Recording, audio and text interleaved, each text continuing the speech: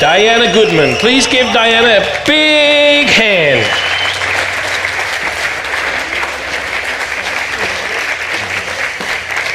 Here, where's your wine?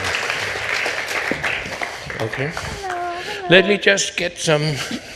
Didn't we get you a glass of wine? That was not for you. Anyway, Diana, welcome to Denmark. And we talked about it when you came in. Friday, have you been in Denmark before? I have not. No? So that's a worst, not a worst, also maybe a worst, but a first time for everything, right?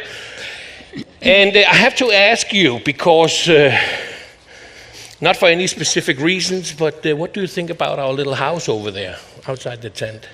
I love it. Okay, why didn't you just say so then? You get to just walk up to the grounds for free. Yeah. Isn't that cool? Yeah, that's how we are. That's what we call Danish hospitality. And the food is amazing. You like the food? As y'all all know by now. Why do you think I look like I do? He has to do a lot of dessert testing. So, only be fair. Are you falling for that too? No, okay. Anyway, I'm just teasing. Hey, Diana, you know what? It's so wonderful to have you in Denmark. And since I was a little boy, I remember looking at pictures, taking of Elvis, leaving concerts, going into airplanes with this pretty woman with long blonde hair and a wonderful smile, and it comes out that it's you.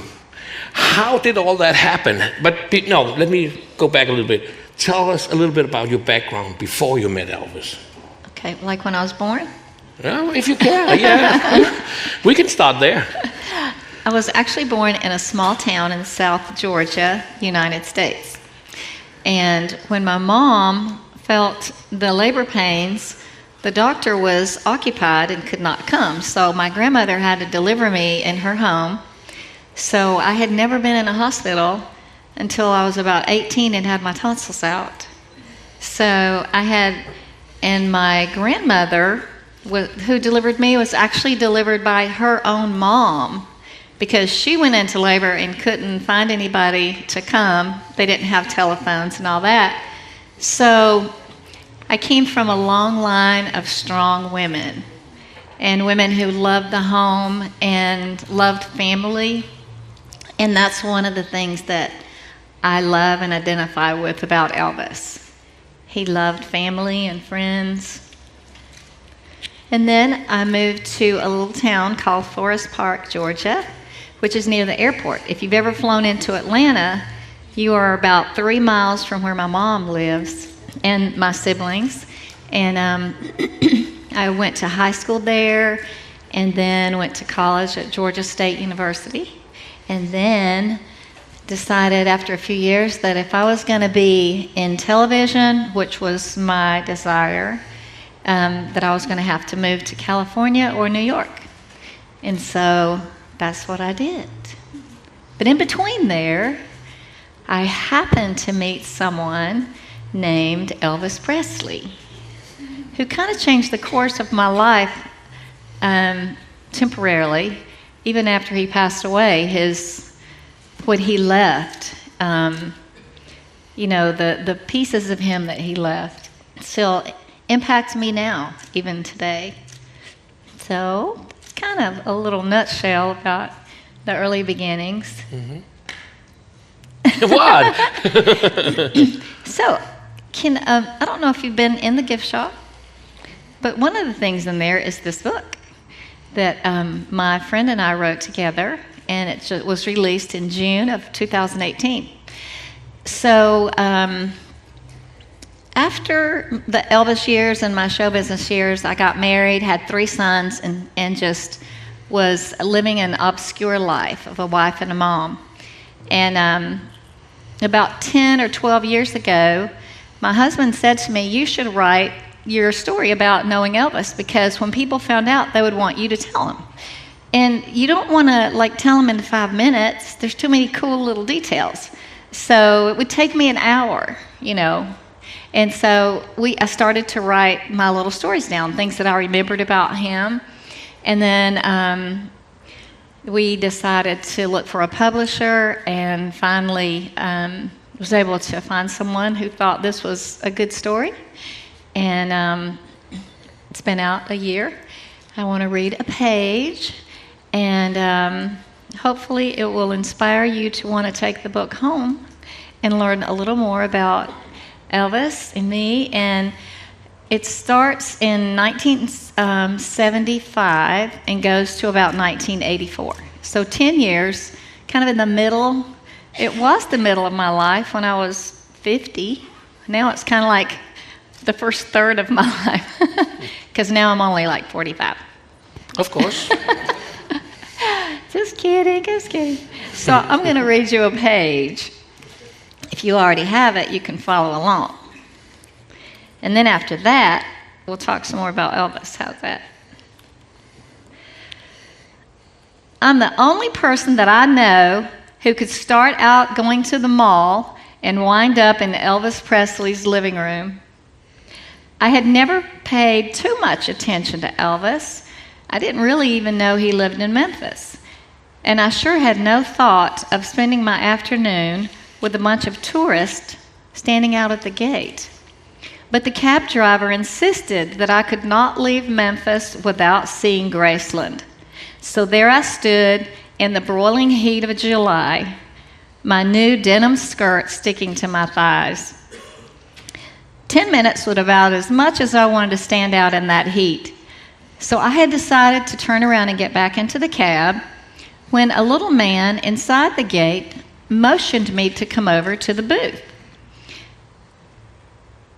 I thought, So I walked over and I stood across from him and said hello. And he said, "Would you like to come inside?" And I said, "Well, is Elvis home?" And he said, "Shh. No, Elvis is not home." Somehow that didn't strike me as right. It didn't seem good manners to visit someone's home if they weren't there. But I came in, and then a golf cart was already coming down the sidewalk, just like that. And a guy with a brown mustache hopped out to help me into the passenger seat, and away we went, breezing up the driveway into Graceland. The golf cart chauffeur introduced himself as Dave, one of Elvis's bodyguards, and I told him I was Miss Georgia visiting Memphis on a PR trip for my pageant. After that, I didn't hear much of what he said because my mind was occupied trying to figure out why I'd be invited into Elvis's house if Elvis wasn't even home. I suspected the little man had not told me the truth about that. No problem, though. Right about then, Dave almost drove us into a flower bed, trying to steer while looking at my feet.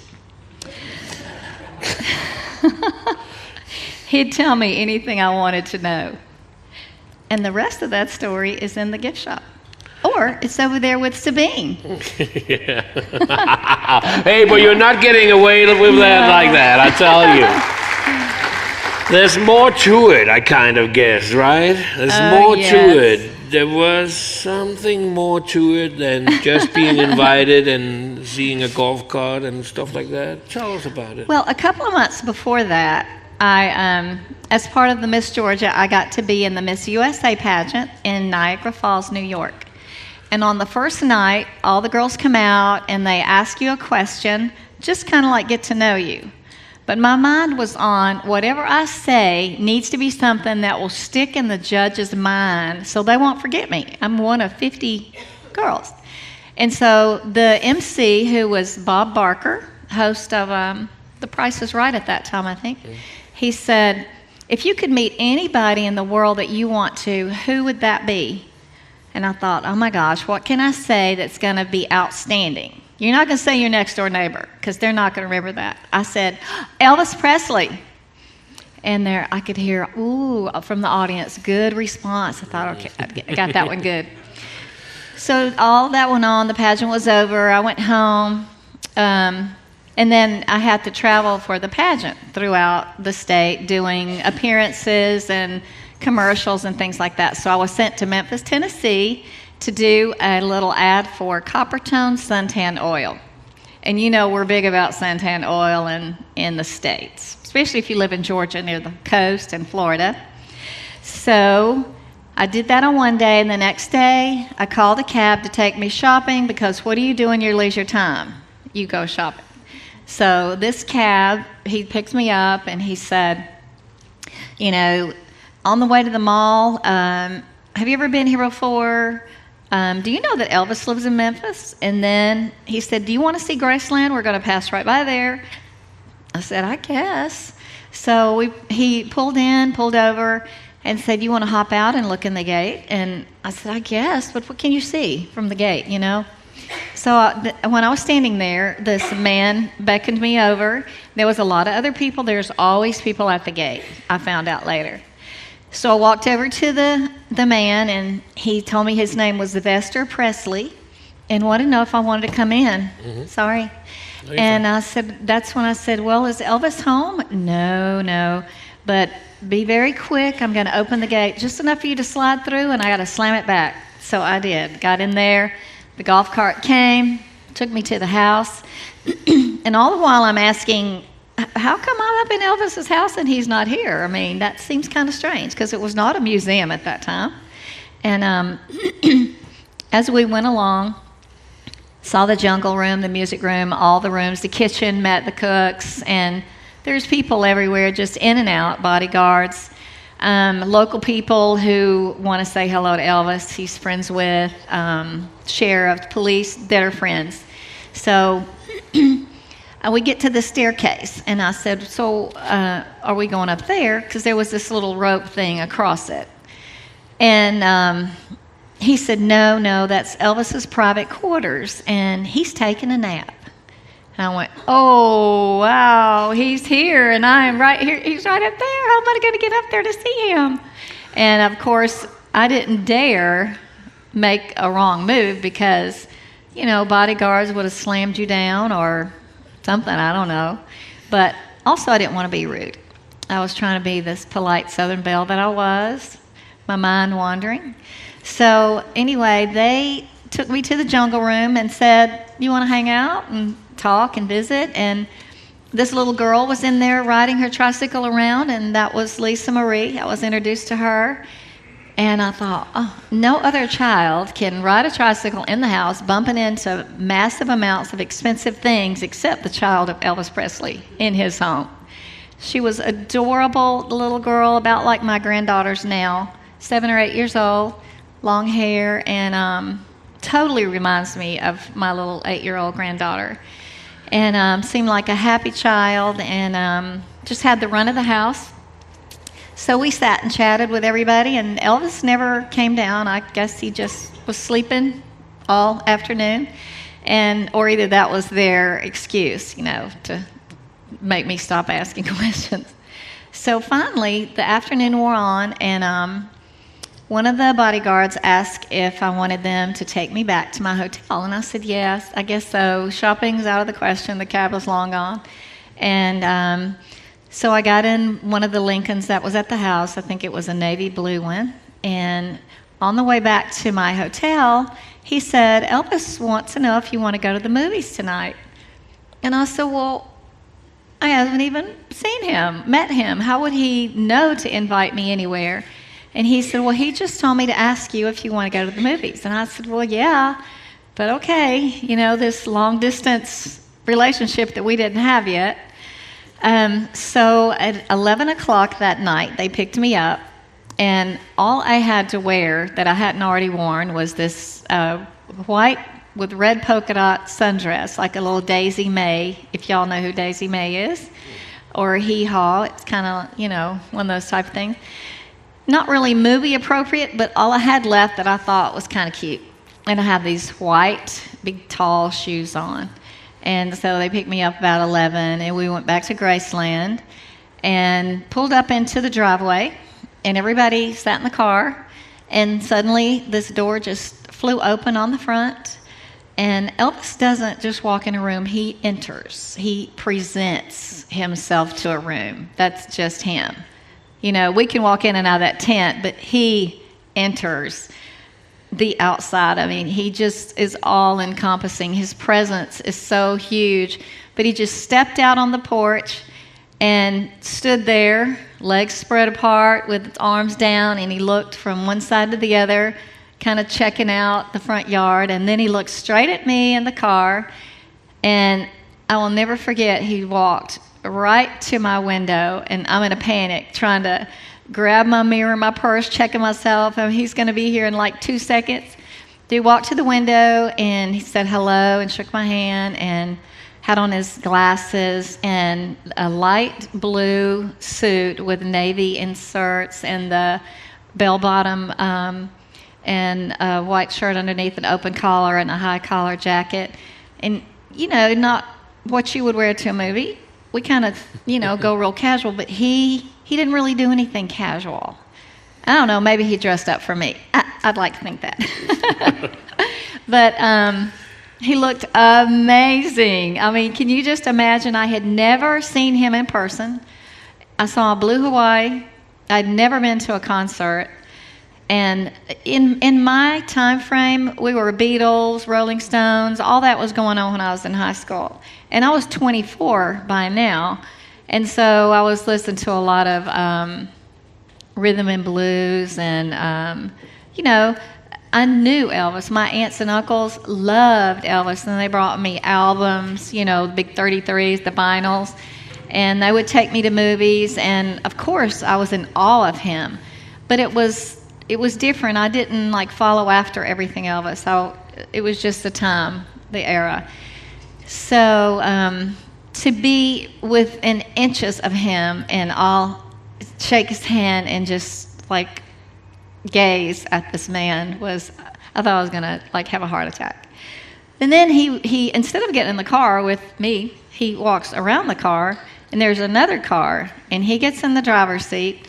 He always liked to drive unless he's going to a show where he needs security and escorts and all that. So a lot of people came out and got in cars, and we all caravaned to the movies. And I'm confused, thinking, well, am I invited to be part of the group? And, you know, that's okay. I can handle that. But so we get to the Memphian Theater, which he had rented for the night. And we got out. Everybody went in. Before I went in, the bodyguards came over to me, and they said, okay, don't touch Elvis. Don't yell at him. Don't talk to him. Don't take pictures of him. Stay back from him. I said, okay, I can do that. I mean, I didn't look like the type, but they didn't know who I was. I was at the gate, and suddenly I'm in the company of Elvis, and they don't really know who I am, so I understood they're trying to be safe for him. I could be this crazy fan. Maybe I was just suppressing it. So instead of seating me beside Elvis, they sat me behind him catty corner, like he was here and I was here. And he turned around and talked to me. And he would say, I like your dress, or your hair looks nice. Or during the movie, there was a particularly, I forget the name of this movie. It was kind of a sci-fi, and a child in it got hurt. And I remember kind of going, and he turned around, he patted my knee and said, it's just a movie. It's just a movie. I thought, how sweet. But when he did, I saw his hand. He had this little bruise on his nail. When you're with Elvis, you just try to take in from head to toe. I mean, everything about him. So I saw this little bruise, and I thought, I wonder how he got that. Was he hammering a nail, or I don't know, whatever he did in the house just was, you know how your mind thinks, how did this happen? So we watched the Pink Panther, which was lots of laughs. We had access to the concession stand, anything, eat or drink you want. And of course, I was too nervous to even talk, hardly, much less eat or drink. I just looked at him, see what all he did. And in between movies, he would stand up and turn around and talk to me and ask me about the pageant. And, you know, while I was there, very cordial, and he seemed interested. You know, it wasn't like a superficial, like we might walk up to each other and say, so, yeah, how are you? Do you really want to hear how they are, like an hour into their health issues, or are you just kind of like being cordial? But he seemed genuinely interested in where I came from, who I was and what I was doing there. And so in between movies, we would chat a little bit. So after the third movie, it was decided that we were all going to leave. So we went outside, and here it is like 8 o'clock in the morning, and it's daylight, and everybody gets in their cars, and he says, "Thank you for coming, nice to meet you," and everything. And got in the car, and I thought, oh, is that it? So, and I got in the car with the bodyguard. I believe it was Dave Hebler, who drove me around on these. I think Red West may have been in the golf cart that day, but they put me in the car and took me back to my hotel. And then I had to work that night, or that afternoon. I had to do the second phase of my job there. But on the way back to the hotel, he said, "Do you want to stop for coffee?" And I didn't drink coffee, but I was okay with that, something, juice or whatever, because it had been all night long. And so while we were sitting at the table, I was really kind of bummed. I was excited that I had experienced what I had thus far, but I wanted more, is this all there is? And so then he says, "Well, Elvis wants your phone number and your address." And at that point, I'm like, does he? Why didn't he just ask me? I just left him. And he said, well, he asked me to get it for him. And at that point, no offense to Dave, but I thought it was Dave that wanted, he can veto this if he wants it. I thought it was him that was actually asking for it. And so, but I gave it to him just in case. And I flew home the next day on cloud 9. I wore in the airport, I had a baby blue pantsuit, well fitted with big, tall, white high heels.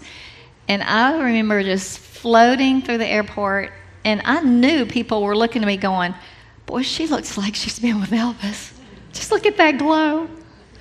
I was just thinking, I just wanted somebody to ask me, "Why are you so happy?" "I met Elvis." Nobody asked me that. They just pretty much ignored who I was. So I got on the plane, and I thought, why didn't I ask for his phone number? That way I could be sure. If he didn't call me, I could remind him. But I didn't think about that. And then we didn't have cell phones. We had the desk set, one on the wall, and you couldn't leave it. If somebody's going to call you, you kind of have to hang out by it. But I got to the airport, and my brother lives near the airport, and he always, even today, when I left, Susan and I left for Denmark, my brother took me to the airport. That's just been our tradition our whole life. He usually gives me money, too. So I got to the baggage claim, and he pulled up, and he had a company. He actually is a mortician. He is a certified funeral home director and the whole thing. And he is a hilarious guy. You would never know that. But he got tired of doing that. It wasn't the most fun job. So he became a handyman. He did repairs on homes. And he bought this big blue van to keep all his tools in. It was kind of old. In the front seat, it had a seat, but the passenger had to sit on a big paint bucket. Those upside down? And they didn't require seat belts then. Well, he picks me up in this van, and I thought, I just was with Elvis. I can't get in this van. But there he is waving, "I'm over here." I'm trying to act like I don't see him, but eventually I went and got in the van, and in my nice blue suit with the Elvis glow about me, I sat on a paint bucket and went home. And I thought, well, I'm back in my pumpkin. I was Cinderella for 24 hours, and now I'm back home. So I got home, and I told my mom, I met Elvis. She's like, "Oh, you did not. You're just messing with us." My siblings, nobody believed me. So I sat by the phone, just to prove. I sat by the phone for days. I would run to the store, run back, sat by the phone. Well, after about 2 weeks of being a recluse phone sitter buyer, I decided to go to California. I had been thinking about it because I realized that I was not going to become a big famous star in Georgia. I was going to have to go to New York or California if I was going to be a big star. And my idols were Lucille Ball and Carol Burnett, and I loved the comedy, the visual comedy, and I liked Anne Margaret. And anyway, I got my ticket. I have a friend who lived in California, and at the time, she was dating a guy named B.J. Thomas. I don't know if y'all know who he is. Raindrops keep falling on my head. That guy. Mm-hmm. So she said, you can come out and stay with me, and we'll try to find you a job and a place to live, and then you can just go ahead and move out here because you're not getting any younger. And in California, if you want to, age, unless you've got amazing talent, which at that point had not been proven, then you better, get on out here. So I flew out and we went to see some of the sights and went out at night. And I realized this is a big place. I'm just not going to walk up to some office and say, I need to be in your TV show. It was not going to work the way I had envisioned it. And prices for living was so expensive. And I didn't know what I was going to do, but I knew I had to figure it out. I bought magazines that had all the ads for extra work. And at that time, I think they were paying $30 a day. I don't know what that is in Danish crowns, but it's not much. You can't live on your own. So after about the third day, I called my mom to check in and let her know how I was doing and give her my phone number at the house. And so we chatted, and I told her what all had been going on, and she goes, by the way, you keep getting these prank phone calls. I said, well, what do you mean? She said, some guy keeps saying he's Elvis. I'm like, what? And I said, well, what did you say? She said, I just hung up 3 times. He called my house. My mom hung up on it twice, and my little sister hung up. She goes, yeah, is your refrigerator running? You better go catch it. I mean, there's just prank phone calling going on. So I said, Mama, I told you I met Elvis, and he was going to call me. And she said, well, I thought you were just teasing. And I said, please give him my number if he calls back again. I mean, he's Elvis. He's probably not going to ever speak to me again. He thinks I'm crazy, and my whole family's crazy.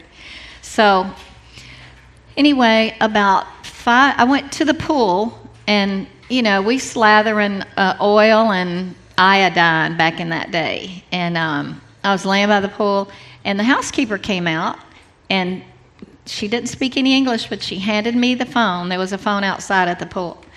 And I answered it, and this voice said, can I speak to Diana? I said, this is she. He said, this is Joe Esposito. Elvis wants to talk to you. And I'm like, it's him. Hello. He says, hey, baby, what are you doing in California? And I said, well, I waited 2 weeks, and you didn't call. He said, well, I told you I was going to call you, and I want you to come to my concert. And at the time, I heard concert, but I didn't hear I thought he was taking me on a date to a concert. And he was in Memphis at the time, but he was going to New York, and I was in L.A. And he said, I'm going to book you on a flight if you want to come from L.A. to New York, and I'll try to get you there in time for the concert tonight. And I said, okay. And I started thinking, is Dave going to pick me up, and I'm going to sit behind Elvis the rest of the week? Anyway, he said, can you be ready in 2 hours? And I said, yes.